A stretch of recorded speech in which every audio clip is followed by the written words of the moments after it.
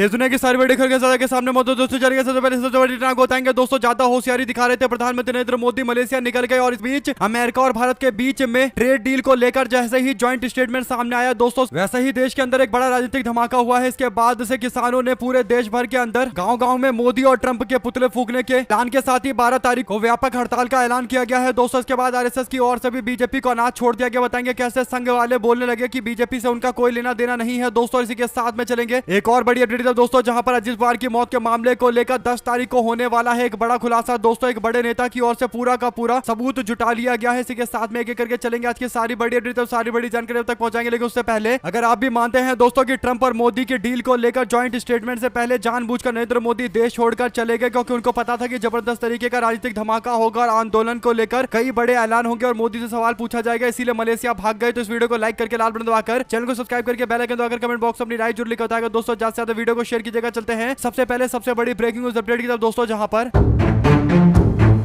कुछ दिनों पहले ट्रंप की ओर से ऐलान किया गया था भारत और अमेरिका के बीच में डील हो चुका है। लोगों ने पूछा कि डील तो हो गया, लेकिन ऑफिशियल स्टेटमेंट कब आएगा, यानी आधिकारिक बयान कब आएगा, कब पता चलेगा कि कौन कौन से मामले को लेकर आपस में समझौता किया गया है और कौन कौन से मुद्दे को लेकर अभी समझौता नहीं हो पाया है। तो पहले तो बताया नहीं गया कि आखिर डील को लेकर आधिकारिक ऐलान कब किया जाएगा दोस्तों। लेकिन उसके बाद अचानक से खबर सामने आती है कि 7 तारीख को रात के तकरीबन 3-4 बजे के आसपास से डील को लेकर फाइनल साइन करने के बाद डील को लोगों के बीच में रखा गया दोस्तों, यानी आधिकारिक डील जारी कर दी गई। और 7 ही तारीख को नरेंद्र मोदी इस डील के आने से पहले इंडिया छोड़कर मलेशिया निकल लिए दोस्तों। नरेंद्र मोदी 2 दिनों के दौरे के लिए मलेशिया इसलिए गए हैं क्योंकि नरेंद्र मोदी को डर सता रहा था कि कहीं इस डील की कॉपी आने के बाद, यानी आधिकारिक पन्ने आने के बाद, जिससे पता चल रहा है कि कौन कौन से क्षेत्र के अंदर ये डील किया गया है, उसके बाद एक बड़ा राजनीतिक धमाका होगा। नरेंद्र मोदी इसी बात से डरकर मलेशिया के दौरे पर गए हैं दोस्तों, वरना अचानक से मलेशिया के दौरा नरेंद्र मोदी का ऐसे ही नहीं तय हुआ है। कांग्रेस पार्टी की ओर से भी इस पूरे मामले को लेकर आरोप लगाया गया दोस्तों। ऐसे में 7 तारीख को बीते दिन जब अमेरिका और इंडिया के ट्रेड डील की कॉपी दी गई, यानी बताया गया कि कहां पर कौन कौन से क्षेत्रों के अंदर ट्रेड का डील किया गया है, यानी व्यापारिक समझौता किया गया है, तो इसके बाद किसानों ने अपना आंदोलन तेज करने और एक बड़े आंदोलन का ऐलान किया है दोस्तों। आपको बता दें कि जैसे ही खबर सामने आती है और पन्ना सामने आता है तो इसमें पता चलता है कि कृषि क्षेत्र के अंदर फल और ड्राई फ्रूट पर अमेरिका को 0% टैक्स देना पड़ेगा, यानी अमेरिका इंडिया के अंदर अपना सामान भेज पाएगा दोस्तों। और इसे फल और ड्राई फ्रूट के साथ साथ कपास की खेती करने वाले किसान बर्बादी के कगार पर पहुंच जाएंगे दोस्तों। इन्हीं मामलों को लेकर संयुक्त किसान मोर्चा की ओर से एक प्रेस कॉन्फ्रेंस किया जाता है। संयुक्त किसान मोर्चा ने सबसे पहले बीजेपी के कॉमर्स मिनिस्टर पीयूष गोयल से इस्तीफे की मांग करते हुए कहा कि देश भर के अंदर हर गांव के अंदर हम लोग विरोध करेंगे और वे अमेरिका के राष्ट्रपति डोनाल्ड ट्रंप और नरेंद्र मोदी के पुतले हर गांव में फूकेंगे। किसानों ने कहा कि हम एक हर गांव में जाकर लोगों के बीच में इस डील के बारे में बताएंगे और 12 तारीख को जो किसान मजदूर और श्रमिकों का स्ट्राइक होने जा रहा है, यानी ऑल इंडिया स्ट्राइक होने जा रहा है, उसके साथ हम लोग खड़े हैं और ऑल इंडिया स्ट्राइक में मिलकर आगे बढ़ेंगे। किसानों का पूरा सपोर्ट रहेगा, यानी 11 तारीख तक लगातार लोगों के बीच में अवेयरनेस फैलाया जाएगा, जानकारियां दी जाएगी दोस्तों। उसके बाद 12 तारीख को एक बहुत बड़ा मोर्चा पूरे देश भर के अंदर खुलने वाला है। अखिल भारतीय किसान सभा के नेता कृष्ण प्रसाद ने कहा कि ट्रेड डील में कृषि क्षेत्र यानी किसानों से जुड़े क्षेत्र में इसका गहरा असर पड़ेगा। उन्होंने कहा कि ड्राइड डिस्टिलर्स ग्रेन यानी पशुओं के चारे के लिए जो लाल ज्वार और सोयाबीन जैसे वस्तुओं का इस्तेमाल किया जाता है, उन्होंने दावा किया कि इससे डेयरी सेक्टर पूरी तरीके से प्रभावित होगा। ट्रंप और मोदी के पुतले जगह जगह फूके जाएंगे। राकेश टिकैत ने इस पूरे मामले को लेकर कहा कि गाँव के लोग ये सवाल उठा रहे हैं कि समझौते में उन पर जो प्रभाव पड़ेगा उसके बारे में सरकार ने क्यों नहीं सोचा। उन्होंने किसानों से इस समझौते के खिलाफ विरोध प्रदर्शन में शामिल होने का आग्रह किया है दोस्तों। एसकेएम यानी संयुक्त किसान मोर्चा गैर राजनीति के बयान के अनुसार अब एक बड़े आंदोलन की भी तैयारियां चल रही है। 12 तारीख को देश भर के अंदर जो स्ट्राइक होने जा रहा है अलग अलग संगठनों के द्वारा दोस्तों, उसमें किसान भी ज्वाइन करने जा रहे हैं। आप लोग अपनी राय जरूर लिखकर बताएगा। और आरएसएस वालों को भी अब भनक लग चुका है कि नरेंद्र मोदी सरकार को लेकर लोगों का गुस्सा और ज्यादा बढ़ेगा दोस्तों। इसके बाद अब आरएसएस के नेता मोहन भागवत का बयान भी इस बीच ऐसा आया है जिससे लग रहा है कि कहीं ना कहीं मोहन भागवत भी अब बीजेपी से अपने आप को अलग कर रहे हैं दोस्तों। खबर यह है कि आरएसएस के शताब्दी वर्ष के मौके पर मुंबई के अंदर एक कार्यक्रम का आयोजन किया गया था। भागवत ने यानी मोहन भागवत ने इस दौरान डॉक्टर केशव हेडगेवार को श्रद्धांजलि अर्पित करते हुए अपने कार्यक्रम का शुरुआत करते हुए जो बात कही है दोस्तों, वो संकेत दे रहा है कि कहीं ना कहीं आने वाले दिनों के अंदर जो बीजेपी के खिलाफ एक बड़ा आंदोलन शुरू होने होने के संकेत मिल रहे हैं, उसे अब आरएसएस वाले भी अपने आप को अलग करने लगे हैं दोस्तों, यानी बीजेपी से अलग करने लगे हैं। मोहन भागवत कहते हैं कि कई लोगों को लगता है कि नरेंद्र मोदी आरएसएस की वजह से प्रधानमंत्री है। मोहन भागवत बोले, कहा राजनीतिक पार्टियों से हमारा कोई लेना देना नहीं है। उन्होंने कहा कि हम किसी राजनीतिक पार्टी को कहीं कंट्रोल नहीं करते हैं, हम अलग हैं, हमें कोई राजनीतिक पार्टी से लेना देना नहीं है। और इसके बाद वो आगे कहते हैं कि हम किसी राजनीतिक पार्टी के खिलाफ भी नहीं है, यानी इशारा कांग्रेस पार्टी की ओर है दोस्तों। धीरे धीरे करके अब मोहन भागवत को पता है कि देश के अंदर नरेंद्र मोदी के खिलाफ एक गुस्सा बन रहा है दोस्तों, और इसे कन्नी काटने की कोशिश कर रहे हैं। और जिस दौर में ये ट्रेड डील हुआ है उस दौर में वो कह रहे हैं कि उनका राजनीतिक पार्टियों से कोई लेना देना नहीं है और भी राजनीतिक पार्टी आरएसएस से जुड़ी हुई नहीं है। इस पर आप लोगों की क्या राय है, लिखकर जरूर बताएगा। चलते हैं एक और अपडेट की तरफ, जिसमें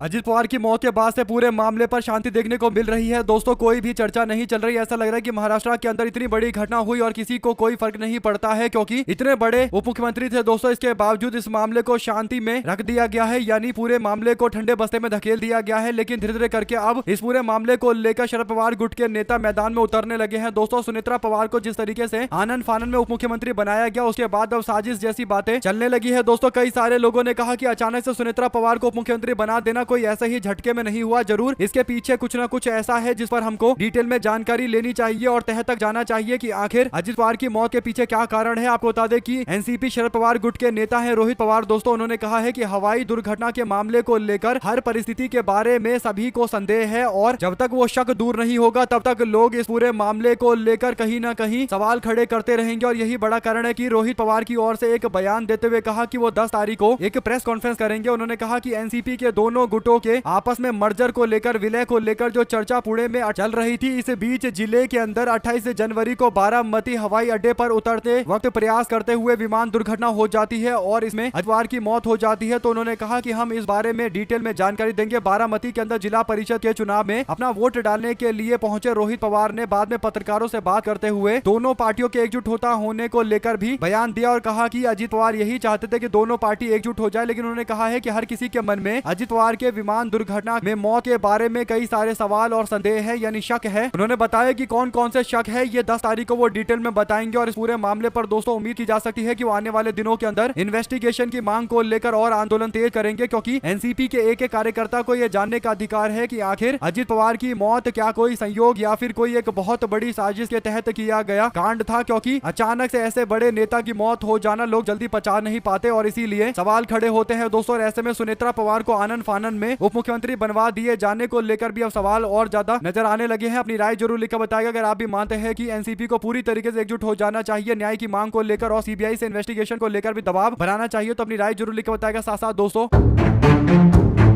चीट फंड घोटाले में जिस व्यक्ति का नाम आया था वो बीजेपी का मुख्यमंत्री असम में बना पड़ा है, हिमंता बिस्वा शर्मा दोस्तों। ऐसे में हिमंता बिस्वा शर्मा को लेकर बीजेपी असम की ओर से एक वीडियो जारी किया गया है दोस्तों। ये वीडियो एआई से क्रिएट किया गया है और इस वीडियो में बीजेपी का नेता हिमंता बिस्वा शर्मा एक राइफल, एक बंदूक चलाता हुआ नजर आ रहा है दोस्तों। इस बंदूक से जो गोली निकल रही है वो कांग्रेस पार्टी के नेता गौरव गोगोई नजर आ रहे हैं। उनके साथ में एक अल्पसंख्यक समाज का व्यक्ति यानी मुस्लिम समाज का एक व्यक्ति खड़ा है दोस्तों, उस ओर जाता है, यानी उन दोनों की तरफ बीजेपी के नेता और असम के मुख्यमंत्री ने गोली चलाई है। ये दिखाने की कोशिश करते हुए बीजेपी असम की ओर से लिखा गया कि पॉइंट ब्लैंक शूट, यानी पॉइंट ब्लैंक पर शूट कर दिया गया। और गौरव गोगोई की तस्वीर भी मुस्लिम लोगों के कपड़े में दिखाई गई है दोस्तों, यानी टोपी पहनाया हुआ दिखाया गया है। अल्पसंख्यक समाज को लेकर इस तरीके से टारगेट करता हुआ ये वीडियो साफ तौर पर दोस्तों अल्पसंख्यक समाज के लोगों के प्रति एक मुख्यमंत्री के द्वारा फैलाए जाने वाली हिंसा है। और साफ तौर पर दोस्तों खुलेआम ये बंदूक चलाकर टारगेट किसको कर रहे हैं साफ दिखाया जा रहा है, मुस्लिम समाज के व्यक्ति को। इस पूरे मामले पर अब लोगों ने जवाब देते हुए बीजेपी को जमकर लपेटे में लिया है दोस्तों। मनीष शर्मा कहते हैं कि जब सत्ता में काबिज एक राज्य का मुख्यमंत्री किसी समुदाय पर पॉइंट ब्लैंक निशाना साधते हुए दिखाया जाता है तो समझिए कि ये राजनीति नहीं है, जहर का प्रचार है। आरएसएस बीजेपी ने नफरत को इतना सामान्य कर दिया है, इतना कॉमन कर दिया है कि अब कैमरे के सामने भी शर्म नहीं आती इन लोगों को। यह वह गिरावट है जिसकी कल्पना भी नहीं की जा सकती है। इसके बाद और भी कई सारे लोगों की प्रतिक्रियाएं सामने आई है दोस्तों। मोहम्मद जुबैर की ओर से 2014 में हिमंत बिस्वा शर्मा के उस वीडियो को शेयर किया गया है जिसमें हिमंत बिस्वा शर्मा नरेंद्र मोदी के समय में गुजरात के अंदर हुए दंगे के मामले पर बीजेपी को घेर रहे हैं दोस्तों। जब वो कांग्रेस पार्टी में थे तब उनकी जो बातें थी, जो भाषण था, उसे शेयर किया गया। और इसके बाद कई और लोगों ने कहा कि ये साफ तौर पर राजनीति का दोयम दर्जा देखने को मिल रहा है, यानी एक व्यक्ति खुलेआम, एक मुख्यमंत्री खुलेआम ऐसे दिखाया जा रहा है कि उसने बंदूक चलाकर अल्पसंख्यक समाज के व्यक्ति को पॉइंट शूट किया है। अगर आप भी मानते हैं दोस्तों कि ये असम के मुस्लिम समाज के लोगों के प्रति नरसंहार की भावना को भड़काने और कांग्रेस पार्टी के नेता गौरव गोगोई की हत्या के लिए भड़काने से जुड़ा हुआ हुआ पूरा मामला है, सुप्रीम कोर्ट को इस पूरे मामले पर संज्ञान लेना चाहिए या फिर कांग्रेस पार्टी को खुद एफआईआर दर्ज करवाना चाहिए। दोस्तों सुप्रीम कोर्ट के अंदर याचिका दाखिल करते हुए मुख्यमंत्री के पोस्ट पर रहता हुआ व्यक्ति क्या इस तरीके से नरसंहार एक समुदाय विशेष के प्रति भड़का सकता है? ये बड़ा सवाल है दोस्तों, आप लोग अपनी राय जरूर लिखकर बताएगा। साथ साथ चलते हैं एक और अपडेट की तरफ, जहां पर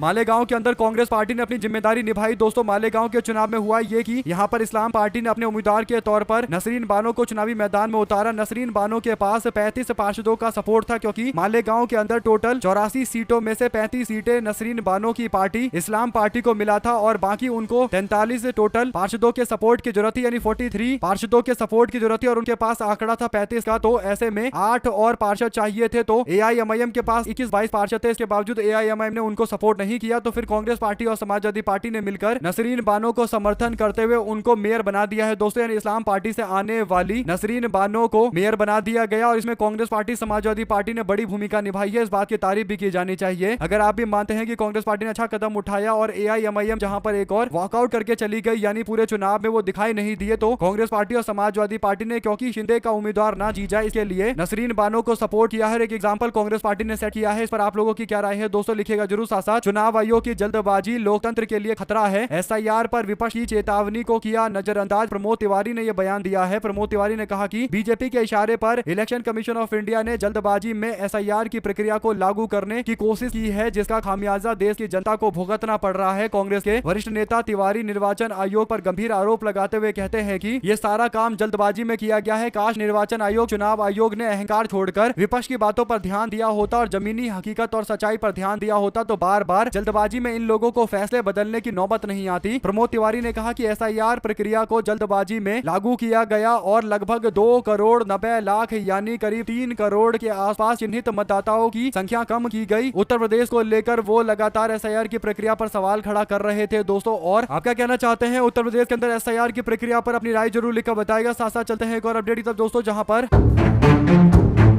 जल जीवन मिशन की बदहाली को लेकर जल शक्ति मंत्री स्वतंत्र देव सिंह से लोहा लेने वाले महोबा के चरखारी से विधायक ब्रजभूषण राजपूत को अपने पिता और पूर्व सांसद गंगाचरण राजपूत का साथ मिला है। गंगाचरण राजपूत ने विधायक को मिले नोटिस पर स्वतंत्र देव सिंह पर अनुशासनहीनता के गंभीर आरोप लगाए। उन्होंने स्पष्ट किया है कि उनके बेटे ने जो कुछ किया है वो जनता के दर्द को समझते हुए किया है, जिसे हवा दी गई। दरअसल विधायक को मिले स्पष्टीकरण नोटिस पर उनके पिता गंगाचरण राजपूत ने तीखा पलटवार करते हुए कहा कि अगर विधायक को नोटिस मिला है तो फिर मंत्री को भी नोटिस मिलना चाहिए। समाजवादी पार्टी में जाने की अटकलों को खारिज करते हुए उन्होंने साफ तौर पर कहा है कि ब्रजभूषण राजपूत हिंदुत्व की राजनीति करते हैं और बीजेपी में रहेंगे। मुख्यमंत्री घेरने के बयान पर उन्होंने इसे जुबान फिसलना बताते हुए कहा कि वो माफी मांगने की बात उन्होंने पहले ही कह दी है, यानी मुख्यमंत्री को घेरने जैसी कोई बात वो नहीं कहना चाहते। जुबान फिसल के उन्होंने माफी भी मांग ली, इस पर उनको नोटिस देने का कोई औचित्य नहीं है। यानी भारतीय जनता पार्टी के पूर्व सांसद और वरिष्ठ नेता और उनके बेटे खुलकर बीजेपी को आईना दिखा रहे हैं। अब देखते हैं आने वाले दिनों के अंदर इस पूरे मामले पर आगे क्या होता है। दोस्तों आप लोग अपनी राय जरूर लिखकर बताएगा और ज्यादा से ज्यादा वीडियो को शेयर कीजिएगा। चलते हैं एक और अपडेट की तरफ, जिसमें पश्चिम बंगाल के विधानसभा चुनाव में बजट सत्र के दौरान टीएमसी के विधायक और उत्तर बंगाल के विकास मंत्री उदयन गुहा और विपक्ष के नेता शुभेंदु अधिकारी ने एक दूसरे के पिता को लेकर विवादित बयान दिया है। दोस्तों इसको लेकर दोनों नेताओं के बीच में तीखी नोकझोंक हो गई। दोनों के पिता लंबे समय तक जनप्रतिनिधि के तौर पर काम कर चुके हैं। आपको बता दें कि बजट के बहस के दौरान पश्चिम बंगाल के बीजेपी के नेता प्रतिपक्ष शुभेंदु अधिकारी ने उदयन से कहा कि आपने अपने पिता को चोर कहा था। ये सुनकर तृणमूल कांग्रेस के विधायक मुखर जाते हैं, यानी विरोध कर देते हैं और कहते हैं कि मुझे तो लगा आप शिशिर अधिकारी के बेटे हैं, यानी अपने पिता के बेटे हैं, लेकिन अब मुझे पता चला आप तो नरेंद्र मोदी के पुत्र हो। तो असल में आप किसके बेटे हो, इसका जवाब दो। इस पर बीजेपी के नेता और ज्यादा भड़क जाते हैं दोस्तों। इसके बाद दोनों के बीच में जमकर बहस देखने को मिलती है। कुल मिलाकर शुरुआत की थी बीजेपी के नेता और पश्चिम बंगाल के नेता प्रतिपक्ष शुभेंदु अधिकारी ने, जो उल्टा बयान दे रहे थे। इसके बाद अब जब तृणमूल कांग्रेस के नेता ने घुमाकर जवाब दे दिया, तो उसके बाद अब ये कह रहे हैं कि मेरा अपमान किया गया, पिताजी का अपमान किया गया। अब देखना यह है दोस्तों कि इस पर आगे और किस तरीके का बवाल होता है। जो भी जानकारी से जुड़ी आती रहेगी, लगातार अपडेट आप तक पहुंचाएंगे। इसी के साथ में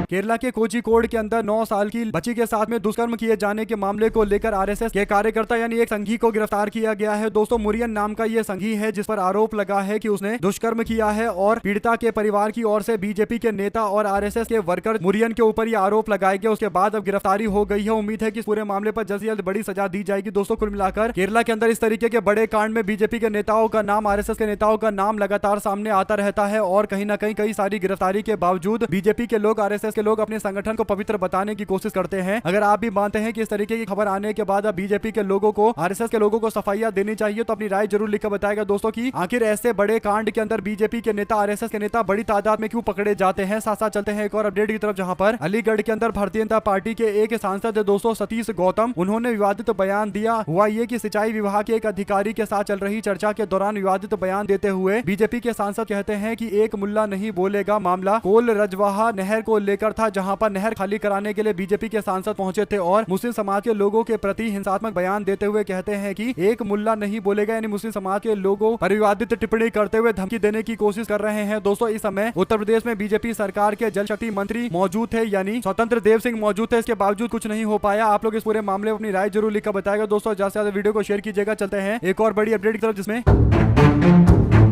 बंगाल के नॉर्थ 24 परगना के अंदर एसआईआर सुनवाई शिविरों में शनिवार को जोरदार तरीके का प्रदर्शन हुआ। दोस्तों पुलिस के अनुसार ये प्रदर्शन इसलिए हुआ क्योंकि स्थानीय लोगों का आरोप है कि जीवित मतदाताओं के नाम मतदाता सूची से हटाए जाने की कोशिश की जा रही है, उन्हें मृत दर्शाने का प्रयास किया जा रहा है। और राज्य विधानसभा में विपक्ष के नेता शुभेंदु अधिकारी ने आरोप लगाया कि बैदुरिया ब्लॉक के अंदर ऑफिस में टीएमसी समर्थकों ने हंगामा और उपद्रव किया। वहीं पर राज्य की सत्ताधारी पार्टी ने इसे नकारते हुए कहा कि यह जनता की नाराजगी का प्रदर्शन था, नाम जानबूझकर मृत दर्शाकर हटाने की साजिश रची गई। स्थानीय लोगों का दावा है कि चांदीपुर ग्राम पंचायत के अंतर्गत बूथ संख्या 45 पर अटघारा गांव के पंचायत के बूथ नंबर 80 के 33 मतदाताओं के नाम फॉर्म 7 में भरने के लिए कहा गया। पुलिस के अनुसार चुनाव आयोग के नियम के अनुसार फॉर्म 7 का उपयोग मृत मतदाताओं के नाम हटाने और डुप्लीकेट वोटर के नाम हटाने के लिए किया जाता है और इसे कोई भी भर सकता है। ऐसे में इन फॉर्म का गलत इस्तेमाल करके एसआईआर के बाद लोगों के नाम हटाए जा रहे हैं और पश्चिम बंगाल में बड़ी तादाद में ऐसा किया जा रहा है। तृणमूल कांग्रेस की ओर से बार बार बीजेपी के ऊपर आरोप लगाए जाते हैं कि भारतीय जनता पार्टी वाले सुनियोजित तरीके से लोगों के नाम लिस्ट से हटाने का प्रयास कर रहे हैं और अब एसआईआर सुनवाई शिविरों पर विरोध प्रदर्शन हो रहा है। बीजेपी ने टीएमसी पर जीवित मतदाताओं के नाम हटाने के आरोप लगाए हैं, यानी एक और बीजेपी आरोप लगा रही है, दूसरी ओर तृणमूल कांग्रेस, दोनों एक दूसरे पर आरोप लगा रहे हैं। साथ साथ दोस्तों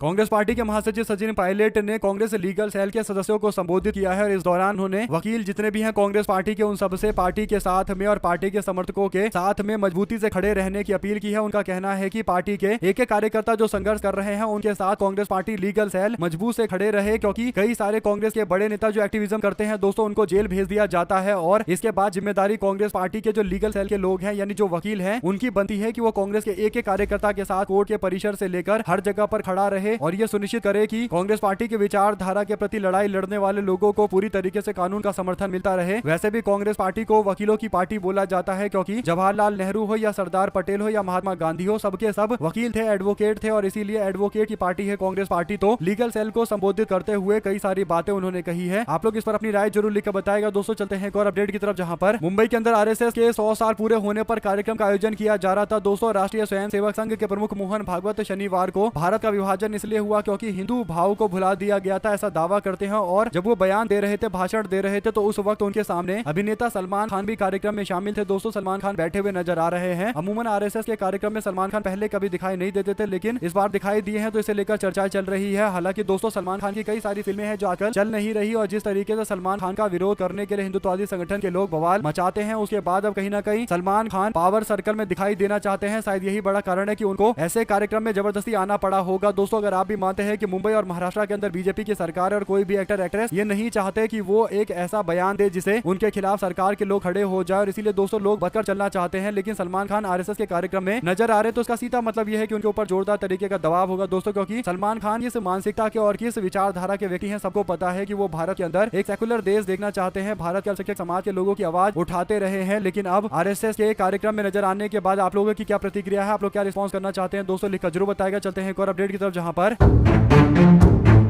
महाराष्ट्र के 12 जिलों के अंदर शनिवार को जिला परिषद और पंचायत समिति के इलेक्शन हुए और 7:30 बजे वोटिंग शुरू हुई। शाम को 5:30 बजे तक ये वोटिंग चलती रही। 9 फरवरी को काउंटिंग होगी और इस चुनाव में 7,438 उम्मीदवार मैदान में थे। 2 करोड़ से ज्यादा मतदाता वोट डालने के लिए मैदान में उतरे। बारामती के अंदर उप मुख्यमंत्री डिप्टी सीएम अजीत पवार की पत्नी सुनेत्रा पवार भी वोट डालने के लिए पहुंची थी। यह चुनाव पहले 5 फरवरी को होने वाले थे, लेकिन 28 जनवरी को उप मुख्यमंत्री अजीत पवार के प्लेन क्रैश के बाद दोबारा से चुनाव को घोषित किया गया और 3 दिन का राजकीय शोक हुआ और उसके बाद अब तकरीबन 200 करोड़ लोगों ने इसमें वोट डाले हैं और चुनाव के नतीजे जल्द घोषित कर दिए जाएंगे। 28 जनवरी को प्लेन क्रैश के बाद ये चुनाव हो रहा है दोस्तों। 9 फरवरी को काउंटिंग होगी, यानी कल काउंटिंग होगी, तो काउंटिंग में क्या कुछ निकल कर सामने आएगा इसका इंतजार रहेगा। जो भी अपडेट इससे जुड़ी आती रहेगी आप तक लगातार पहुंचाते रहेंगे। साथ साथ दोस्तों लखनऊ के अंदर कांग्रेस पार्टी कार्यकर्ताओं का थाने में प्रदर्शन, प्रदेश के अध्यक्ष पर अभद्र टिप्पणी करने को लेकर नाराजगी जताई गई है। सोशल मीडिया पर उत्तर प्रदेश कांग्रेस कमेटी के अध्यक्ष अजय राय को कथित तौर पर धमकी देने और अपमानजनक पोस्ट करने पर पार्टी के कार्यकर्ता नाराज है, क्योंकि पुलिस प्रशासन के लोग कोई एक्शन नहीं लेते और अजय राय को खुलेआम धमकी दी जा रही है। इसी के साथ में दोस्तों तेलंगाना को दूसरा पाकिस्तान बनाने की साजिश चल रही है। फडणवीस ये दावा करते हुए प्रचार करते हुए नजर आए दोस्तों। शनिवार को कागज नगर के अंदर एक चुनावी रैली को संबोधित करते हुए फडणवीस मुख्यमंत्री रेवंत रेड्डी और कांग्रेस पर तुष्टीकरण की राजनीति का आरोप लगाते हुए दावा करने लगे कि पाकिस्तान बनाना चाहते हैं तेलंगाना को, जबकि सबको पता है दोस्तों की तेलंगाना पाकिस्तान नहीं बल्कि तेलंगाना अमेरिका की एक सिटी है, सिलिकॉन सिटी वो बन गई है, क्योंकि तेलंगाना के हैदराबाद के अंदर इतना डेवलपमेंट हुआ है दोस्तों। सेमीकंडक्टर से लेकर आईटी सेक्टर का हब बन चुका है हैदराबाद, और इस बात से कोई इंकार नहीं कर सकता। इकोनॉमी हैदराबाद की इतनी ज्यादा है जितनी बीजेपी के नेता जहां से आते हैं, देवेंद्र फडणवीस जहां से आते हैं नागपुर से, उसकी दूर दूर तक आसपास नहीं भटकता। इससे पता चलता है कि कांग्रेस पार्टी की पॉलिसी काफी काम कर रही है तेलंगाना के अंदर, और मुख्यमंत्री देवेंद्र फडणवीस को एक बार अपने बयान पर माफी मांगनी चाहिए। इस तरीके से वो तेलंगाना की जनता का अपमान कर रहे हैं। तेलंगाना विकसित तेलंगाना की ओर आगे बढ़ रहा है, इसमें कहीं कोई दो राय नहीं है। हमारे से लगातार जुड़े दोस्तों का बहुत बहुत धन्यवाद। आप लोग देख रहे थे, आपका अपना चैनल जय हिंद जय भारत। ज्यादा से ज्यादा वीडियो को शेयर कीजिए।